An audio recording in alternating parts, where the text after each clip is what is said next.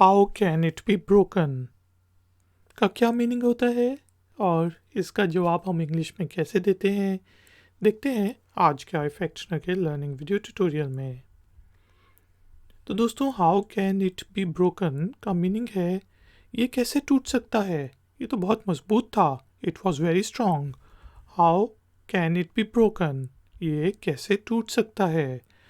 जवाब हो सकता है it's a machine, it had been working for last 10 years। ये मशीन है, ये पिछले 10 सालों से काम कर रही थी।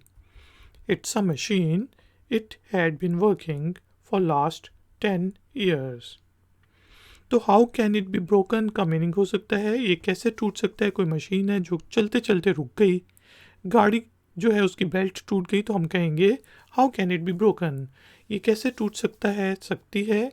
जवाब हो सकता है it's a machine, it had been working for last 10 years। ये मशीन है, ये पिछले 10 सालों से काम कर रही थी। आई फैक्ट्स कि ये वीडियो पसंद आई है तो लाइक का बटन जरूर प्रेस करें, वीडियो को शेयर करें और चैनल को सब्सक्राइब कर लें। मिलते हैं नेक्स्ट वीडियो ट्यूटोरियल में।